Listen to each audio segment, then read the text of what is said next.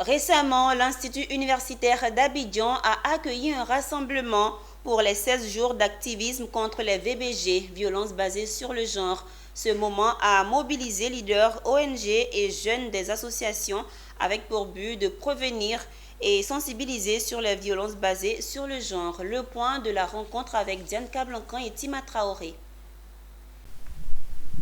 À l'Institut universitaire d'Abidjan, l'ambiance est empreinte de sérieux et d'engagement. C'est en présence de la représentante de l'ambassade du Canada, du fondateur de l'Institut universitaire d'Abidjan IUA et des représentants de Carrefour International et de SUCO.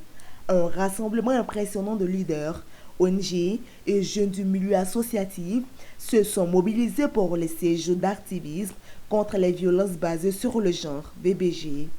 L'objectif de cette campagne vise à sensibiliser et prévenir les violences faites aux femmes et aux filles relativement aux chiffres alarmants de l'Afrique de l'Ouest, mettant en lumière la gravité du problème, avec 40% de femmes victimes de violences selon une étude du réseau des femmes élues locales d'Afrique. La campagne des 16 jours, c'est une occasion en fait d'interpeller l'opinion publique, d'interpeller la population sur un phénomène qui existe.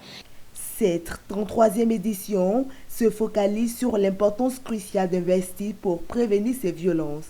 Malgré la recrudescence des cas, seulement 0,2% de l'aide publique au développement est allouée à la prévention de la violence basée sur le genre.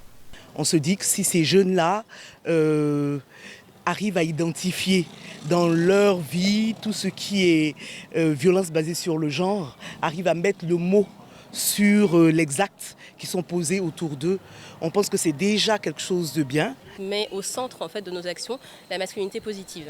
Qu'est-ce que c'est que la masculinité positive? C'est que nous croyons fortement que les hommes sont des acteurs contre les violences basées sur le genre. Dans un monde où l'égalité des sexes et la prévention de la violence demeurent urgents, ce rassemblement témoigne d'une détermination collective à mettre fin à toute forme de violence à l'égard des femmes et des filles. Ça en appelle à l'unité et à l'action concrète pour un avenir sans violence.